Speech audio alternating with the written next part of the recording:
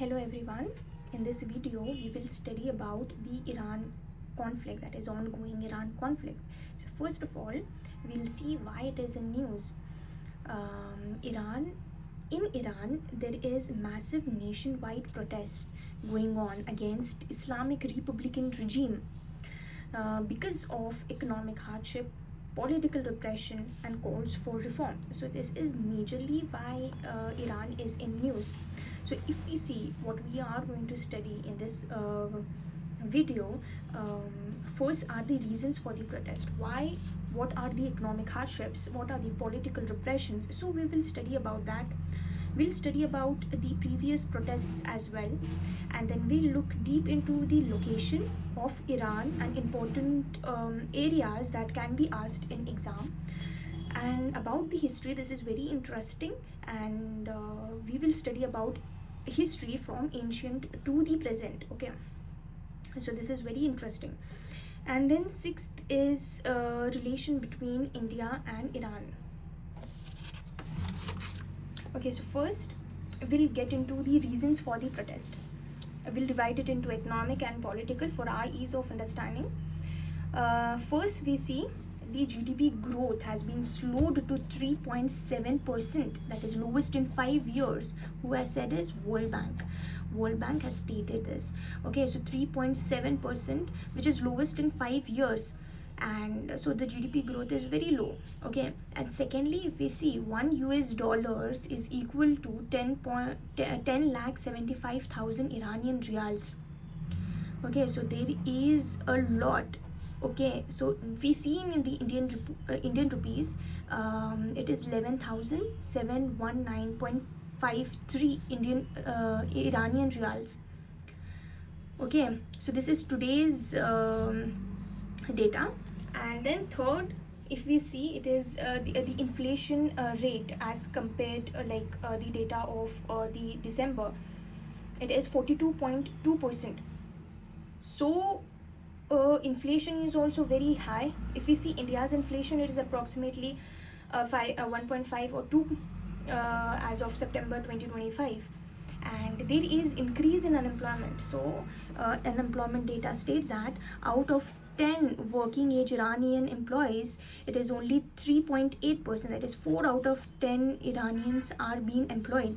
And if we see that in the women, it is only 1.2 of 10.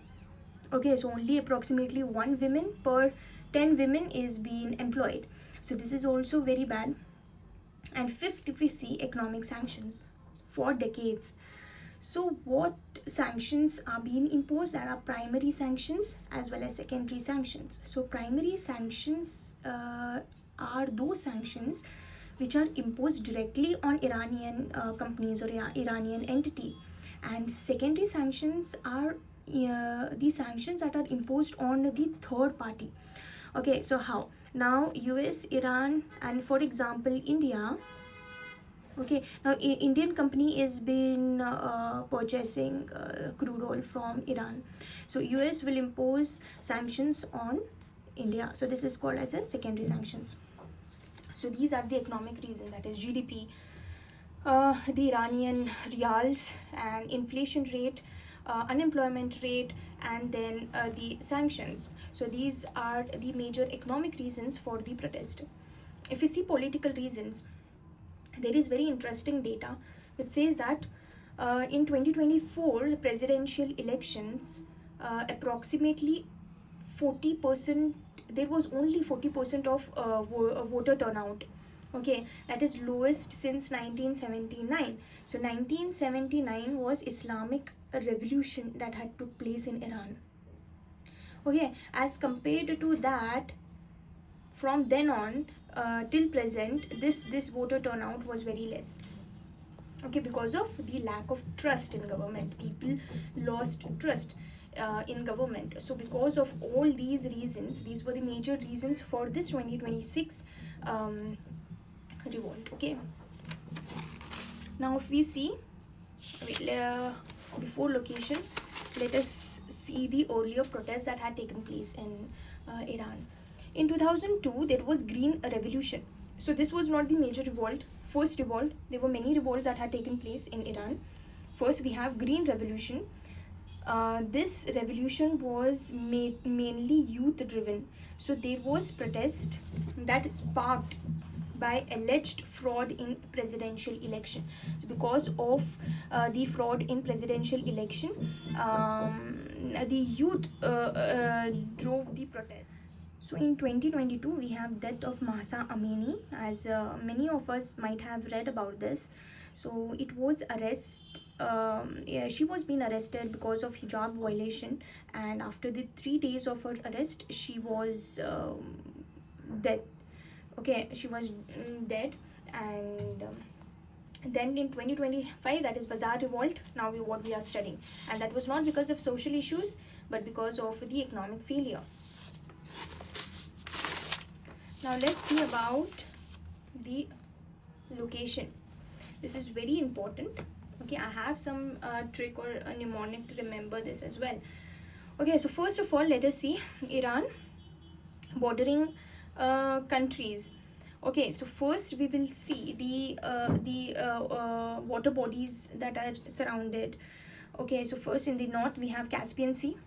To the south we have Persian Gulf, Gulf of Oman, and here we have Strait of Hormuz. So this strait is very important because 20% of global oil transit takes place through this strait. So it is strategically very important strait, and if anything happens in Iran, that will impact this strait and the whole world in total. Okay, so if we see countries, Turkmenistan in north, Afghanistan to the east, and we have Pakistan to the southeast, Iraq to the southwest, and then Turkey to the northwest, and then Armenia and Azerbaijan.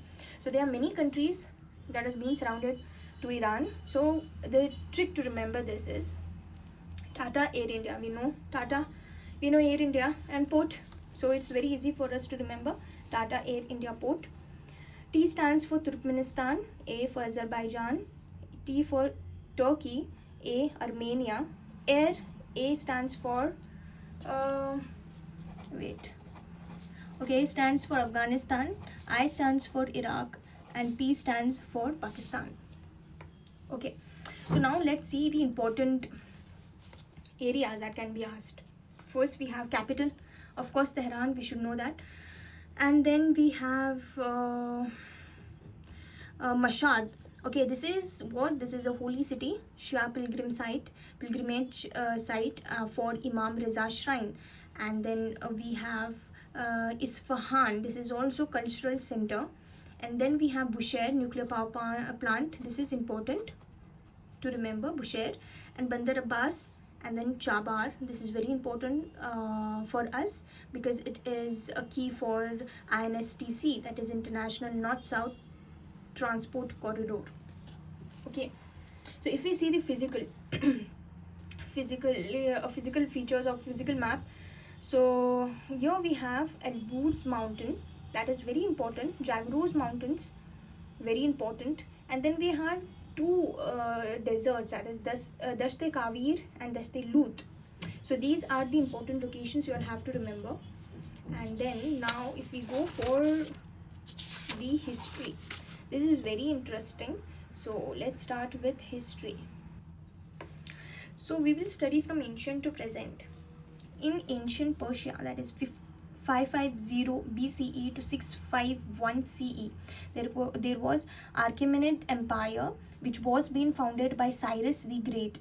It was first Persian Empire. So later this was being replaced by Parthians and Sasanians Empire, which controlled large part of West and Central Asia. Okay, so this was the first founded by Cyrus. Then if we come to the medieval period, 651 to 1501, there was arrival of Islam. So Arab caliphates, that is Umayyad and Abbasid, they integrated Persia into Islamic world, that is they spread Islam. The Islam got spread in Iran. And then after that, in a medieval period, that is, we have a Safavid Empire, 1501 to 1736. It was being founded by Shah Ismail I, and made Shia.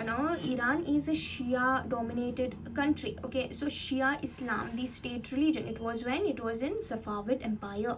During Shah Ismail I, Shia is became the state religion there. Okay, and after that we have Afsharid, Zan, and Qadar dynasty that ruled from 1736 to 1925, and it was period of weak central power, which resulted in some constitutional revolution.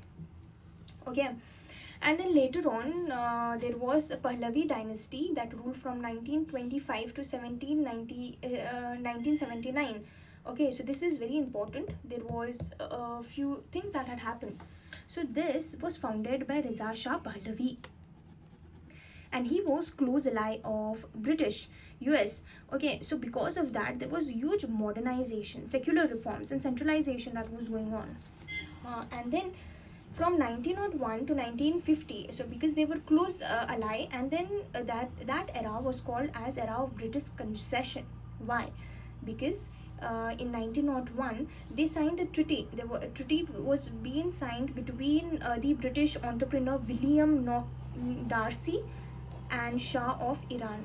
So in this agreement, what it was, the British British was given exclusive right to extract Iranian oil. So as we know, even in India, the East India Company, they exploited our resources. In similar way, they had got the right to extract Iranian oil, and this effectively turned the country into the personal petrol pump for the British Empire. So this is what had happened in this era. So this is called as era of British concession, because of which there was economic drain, and Anglo Iranian oil company extracted resources while Shah's government remained heavily indebted to Europe. So this is the common story in majority of the companies what British does. And then because of this economic drain, there was a person called Muhammad Musaddiq. He raised voice and he was elected as prime minister.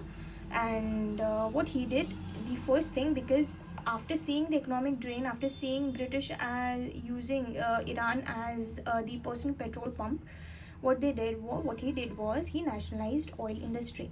And when he nationalized this oil industry, it was not of profit for British. So what they will do now, they did, there was a coup was arranged against Mossadegh from the support from CIA US, and this operation was called as the Operation Isaac.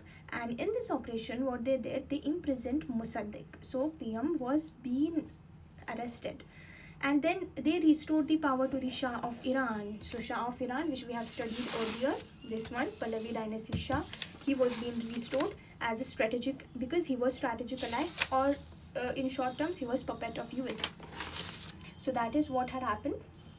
And then we have 1953 to 1979 reign of Shah. As he was close ally, he underwent rapid westernization and modernization. So there was a lot of westernization and modernization taking place. Western lifestyle, that is American style of living, was being applied.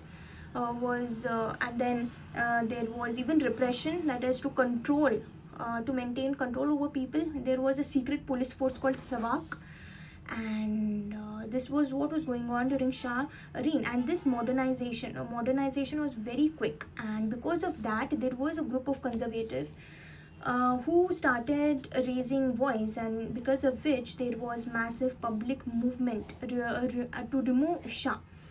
And this in this revolt, in this movement, 98%, approximately 98% of population voted for Islamic Republic. What we see today, Iran, Islamic State.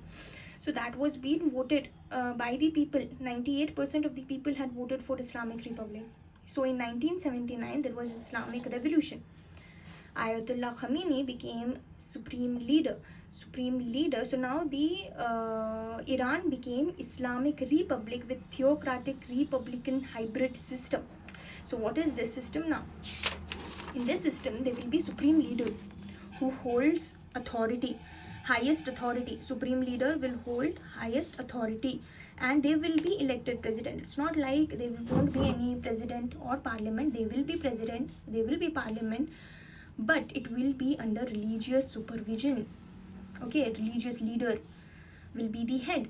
And then there is also Revolutionary Guard, that is IRGC, created as parallel security force. So these are the features of Iranian theocratic Republican hybrid system. So these are what happened in 1979. Now let's see what happens in the post-revolution period, 1980s onward till present. From 1980 to 88, there was Iran-Iraq war that impacted economy, society. As we all know, in any war there will be impact to economy, society. Soon after the war, Iran started to rebuild the regional influence, expanding the regional influence, and started developing nuclear program. Okay, but the relations with US remain hostile. So there was regional issues, sanctions were there, and obviously nuclear program dispute was going on between US and Iran. So in 2015, what P5+1 does is they signs a JCPOA nuclear deal with Iran. So what is JCPOA? It's Joint Comprehensive Plan for Action. So this deal was being signed with P5+1 nations. P5 are US, UK, France, Russia, China, and Germany. Okay, and then this Iran limited, in this deal what it was written was Iran had to limit the nuclear activities in exchange for sanctions relief. So there were many sanctions that, as we have already studied, primary and secondary sanctions. So because of that, Iran's economy was not growing well. So because of that, they had to limit. There was a deal like, if you limit the nuclear activities, we will give you relief for the sanctions. So that was the deal, and that was at the time of Obama, 2015. And 2018, as soon as Trump comes into the power, US withdrew from this JCPOA. So sanctions returned, economic strains, there were economic strains and public dissatisfaction. So this was all going on until present. What we have seen is the revolt, that is economy, 2025 inflation, there was high inflation, unemployment was high, the US dollars, some lack of the Iranian reals. So these were the issues going on, because of which the present revolt has taken place. Now if we see the relation of between the Iran and India, these relations can be broadly classified into two, that is historical or cultural ties and economic ties. Historically, Indo-Iranian roots, Persian influence on Mughals, that is architecture, Urdu, Zoroastrian, Parsis in India. So these are the historical ties. Economic ties, if we see energy, India imported approximately 10% of oil from Iran pre-sanction era. Okay, so this slowed US because of secondary sanctions. Okay, and then we have connectivity and strategic importance. 2016, there was Chabahar Port agreement, where India had invested $500 million, okay, for the development of Chabahar Port.